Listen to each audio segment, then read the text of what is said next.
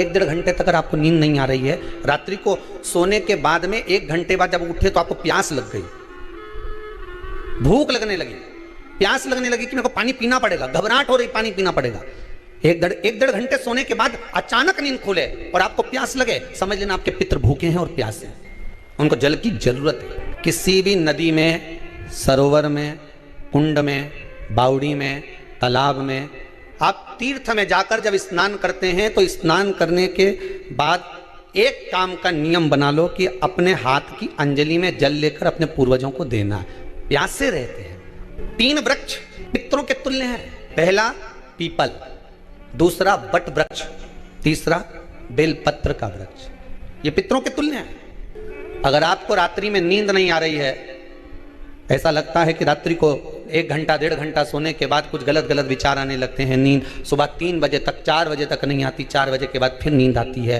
तो एक प्रैक्टिकल जरूर कर कर देखना। एक प्रैक्टिकल करने में क्या जाता है, प्रयास करने में क्या कुछ जाता है क्या? प्रैक्टिकल कर कर देखना कि कहीं सियोर वाला महाराज झूठ तो नहीं बोल रहा, तो प्रैक्टिकल करने में कुछ नहीं जाए। 1 लोटा पानी लो, उसमें थोड़ा सा कच्चा दूध डाल लीजिए, श्राद्ध पक्ष चल रहा है, बेलपत्री का पेड़ या पीपल का पेड़ या बट का पेड़, इन पेड़ के नीचे ले जाकर उस दूध को दोपहर में सुबह 10 बजे से लेकर 12 बजे के बीच में ले जाकर चढ़ा दीजिए। रात्रि को फिर ना आपको प्यास लगेगी, ना भूख लगेगी, नींद एक बार लगी तो सुबह ही खुलेगी। प्रैक्टिकल करने में क्या जाता है? पानी डालने में तुम्हारा कुछ जाएगा? अरे बोला तो सही, हमें 10 रुपया का दूध जरूर उसमें, और तुम इतनी चतुर हो, इतना सारा दूध थोड़ी डालोगी, तो 2 घंटा लगेगा। कहाँ तुम इतना डालने वाले हो? बहुत चतुर लोग हो संसार में हो, भले पूजन पाठ नहीं करे पर कहीं का एकदम मिलने आ जाए ना, क्या अम्मा जी है क्या पाठ कर रही है, फिर वो भी बैठ गई तुरंत, अभी तो सोई थी। प्रैक्टिकल करने में क्या जाता है, कुछ भी नहीं बिगड़ेगा, ये तो बस जल डालोगे तुम्हारा ही कुछ अच्छा हो सकता है, बाबा की कृपा। 3 वृक्ष पितरों के तुल्य हैं, पहला जम के बोलिए पीपल, दूसरा बट वृक्ष, तीसरा बेलपत्री का वृक्ष। 3 पीपल के वृक्ष में 52,000 ब्राह्मण एक साथ निवास करते हैं, इसलिए पितृतुल्य है। बट वृक्ष ब्रह्मा जी के मस्तक से बना, इसलिए पितृतुल्य है। और बेलपत्री का वृक्ष माता पार्वती जी के अश्रु से बना, जब आंसू गिरे थे माता जगत जननी जगदम्बा पार्वती के, उस समय पर पितृलोक में हलचल उत्पन्न हो गई थी, हमारी नातिन की आंख में आंसू कैसे आ गए? मैनावती की पुत्री है, पितरों की नातिन, इसकी अश्रु कैसे गिर गए? पार्वती जी ने कहा ये आंसू नहीं, मेरा पुण्य भाग प्रकट करती हूं बेलपत्री के रूप में। तो पितरों ने वर दिया था कि ये बेलपत्री का वृक्ष हमारा आशीर्वाद है, इसके नीचे अगर कोई दीप लगाता है, शिव को स्पर्श कर चढ़ाता है, उसके पितरों की शांति होगी, हम स्वयं उसको आशीर्वाद देने के लिए पधारेंगे। बेलपत्र का वृक्ष। तो रात्रि को अगर भूख लग रही है, प्यास लग रही है, तो पितृदोष। दूसरा पितृदोष का लक्षण बताया, घर में कोई शुभ कार्य ना हो, वंश की वृद्धि ना हो, 1 रुपये कमाओ 1.25 रुपये खर्च हो रहे हैं, पैसा 10 जगह से कमाई आ रही है पर घर में टिक नहीं पा रही है, आया गया, पितृदोष। जरा सी कटोरी पड़ी है उसके पीछे विवाद चालू हो जाए, पानी ढुल गया उसके पीछे विवाद हो जाए, या छोटी छोटी बात में घर में क्लेश मचा हुआ है, पितृदोष है। समझ लो हमारे पूर्वज हमसे खुश नहीं है, प्रसन्न नहीं। कोई कहता है गुरुजी श्राद्ध बड़े बेटे को करना चाहिए कि छोटे को करना चाहिए? शिव महापुराण की कथा कहती है, अगर जायदाद का पूरा हिस्सा बड़े ने लिया हो और तुमने अपनी माता का दूध ना पिया हो तो एक ही को कर लेने दो। अगर माता का दूध पिया है और अगर एक अंगूठी भी ली है, जरा सा एक कपड़ा भी अगर सास का लिया है, तो श्राद्ध तो तुझे करना ही पड़ेगा, करना ही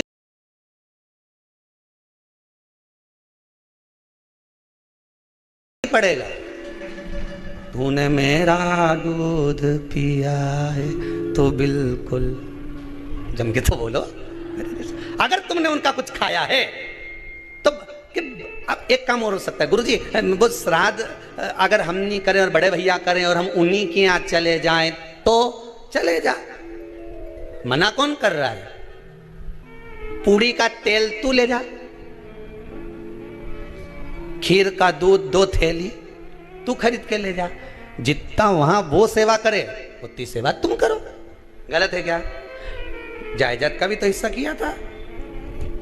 सुई की नोक के बराबर नहीं दूंगा ने, ईंट इधर खसकी है तो हमारी इधर खसका दीजिए। हमारी बसियत में इतना लिखा है तो फिर बसियत में ये भी लिख के जाना चाहिए था। मैं तो क्यों सबके, तुम डरो मत ही रहे एक भी। जब छोरा छोरी के जब सब सामान प्रॉपर्टी दो ना, जमीन दो ना, जायदाद दो ना, सारा सामान छोरा छोरी के दो तो उनके लिख के भी जाओ कि हमारी श्राद्ध कर दे अच्छे से, नहीं तो भूतड़ी बन के सताऊंगी।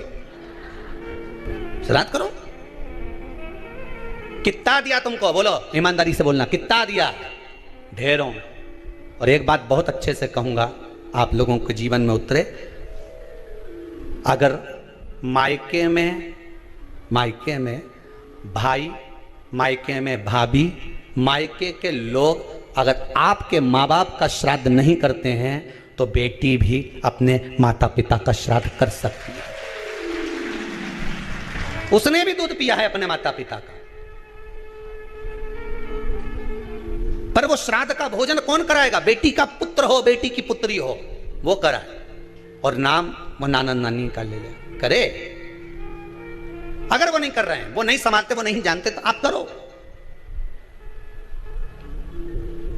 तो करे। दो भाग होते हैं। जब एक रोटी गाय के मुख में दी जाती है, गाय के मुख में जब हम रोटी देते हैं, एक रोटी जब देते हैं, या तो गाय के मुख में 16 श्राद्ध में जब रोटी देते हैं तो रोटी को बीच में से तोड़कर, रोटी का जो भाग होता है उसको, मतलब ऊपर से फुलका का परत नहीं निकालना है। रोटी जो सीधी सीधी है ना, जैसे ये रोटी है तो इसको बीच में से तोड़ लिया, दो भाग विभाजित कर लिया, नीचे वाले भाग में भी थोड़ा सा गुड़ शक्कर रख लिया, ऊपर वाले भाग में भी गुड़ शक्कर रख लिया, एक के ऊपर एक रोटी को रख लिया, वो गाय को दी। तो अपन श्राद्ध पक्ष में 2 पूड़ी का प्रमाण है कि गाय को 2 रोटी दी जाती है, कुत्ता को 2 रोटी दी जाती है। 2 पूड़ी रख के देते देते, आप लोग तो देते होगे, 2 पूड़ी के ऊपर पूड़ी रखकर, थोड़ा सा मीठा रखकर, नमकीन रखकर, कुत्ते को भी देते, 2 पूड़ी तोड़कर काका को भी देते। 2 पूड़ी का प्रमाण कहां से आया? 2 भाग रोटी के टुकड़े का प्रमाण कहां से आया? श्राद्ध पक्ष में ही ऐसा क्यों किया जाता है? बाकी के समय पर तो कोई ऐसा 2 पूड़ी का प्रमाण ही नहीं, पर श्राद्ध पक्ष में ये क्यों कहा जाता है कि पूड़ी के ऊपर पूड़ी रख दे, उसमें मीठा रख दे, खीर शक्कर रख दे, गाय को दिया, कुत्ते को दिया, काका को दिया, ऐसे क्यों कहा जाता है? उसका कारण क्या होता है? उसका केवल एक कारण है, जो नारी ने भोजन का निर्माण करा है, जो घर की बहू भोजन बनाई है, जो घर की बेटी ने भोजन बनाया है, घर की माता ने भोजन बनाया है। महाराज, पिता पुरुष एक कुल को तारता है, बेटी 2 कुल को तारती है। अब लोगों को मालूम तो है नहीं कि 2 पूड़ी क्यों रखते हैं, उसका कारण वर्णित है शास्त्रों, दोनों पक्ष तारने के लिए, दोनों पक्ष का स्मरण कराने। महाराज, बिंदु प्रेत योनि में पड़ा, चंचुला देवी उनके मोक्ष का प्रयोजन कर रही है, प्रयास कर रही है। क्या करा जाए कि इनको मोक्ष मिल जाए? कहा शिव महापुराण की कथा। पार्वती मैया की सहेली बन गई और पार्वती मैया ने शिव महापुराण में प्रेत योनि से मुक्त होने के लिए कहा, तुम रुका जी के यहाँ जाओ, देवऋषि नारद के पास जाओ। नारद जी ने तुमरुका जी के पास भेज दिया। क्यों? नारद जी जानते हैं मैं कथा नहीं कर सकता, मैं कथा सुन सकता हूं पर कह नहीं सकता, कहने के लिए मुझे बैठना पड़ेगा, सुनने के लिए हो सकता है कि मैं चले जाऊं, वापिस आकर बैठ जाऊं।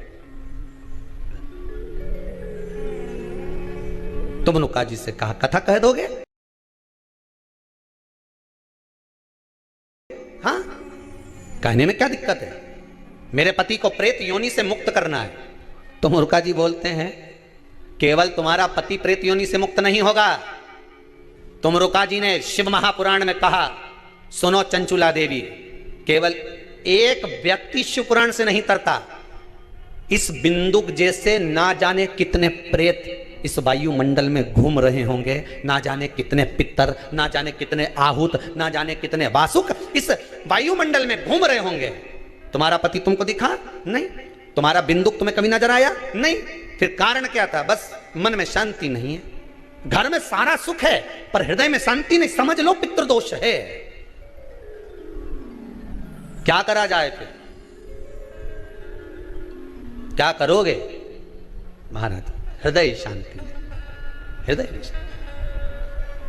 केवल एक अकेला बिंदुक शिव महापुराण की कथा सुनकर नहीं तरेगा। तुमरुका जी कहते हैं जिस समय पर मैं शिव महापुराण की कथा कहूंगा, सुनो चंचुला देवी, इस संसार के इस भूमंडल पर मृत्यु लोक में जितने भी जीव इस संसार सागर में भटक रहे होंगे, शिव महापुराण की कथा सुनकर वो भी तर जाएंगे। ये अकेली बिंदु को तारने वाली नहीं है। इस मृत्यु लोक में जो विराजमान, आज भी नियम है महाराज, श्राद्ध का भोजन टेबल पर नहीं कराया जाता। श्राद्ध का भोजन ब्राह्मण को कुर्सी पर बिठाकर नहीं कराया। श्राद्ध का भोजन आज भी प्रमाण है कि ब्राह्मण के लिए भूमि पर आसन लगना चाहिए और जमीन पर बैठकर कराना चाहिए। तब क्यों? क्योंकि इस भूमि पर बैठकर जब भोजन कराएंगे, इसी भूमि से ना जाने कितने पितृ गए, कितने तर्पण हुए, कितनी तिलांजलि हुई, इसी भूमि से, इस रज से, इस कण से ना जाने कितने जीव चल गए। अब लकड़ी पर या टेबल पर या कुर्सी पर बैठकर ब्राह्मण को भोजन कराने का प्रमाण नहीं है। अब आपका फैशन ज्यादा हो गया तो बात दूसरी है। पंडित जी ऊपर बैठ के खा लोगे क्या? पंडित जी तो बोलेंगे अच्छा है, खिला दो। ऊपर बैठ के क्यों? वो झुकने में थोड़ी सी कमर लचक जाए, क्योंकि खीर परसेगी तो झुकना पड़ेगा। अब ब्राह्मण अगर भोजन करने आसन पर बैठेगा, तुम अगर थोड़ा झुककर परसोगी, ब्राह्मण के सम्मुख में आप थोड़ा सा भोजन कराते समय झुकोगी। जरा विचार करिए, यशोदा मैया के घर में संतान नहीं थी। यशोदा जी श्रावण के महीने में श्रावणी करने आए हुए ब्राह्मण को मात्र खीर परोसने के लिए गई थी। 52 साल की उम्र थी, संतान का सुख नहीं दिख रहा था, खीर परोसने के लिए गई।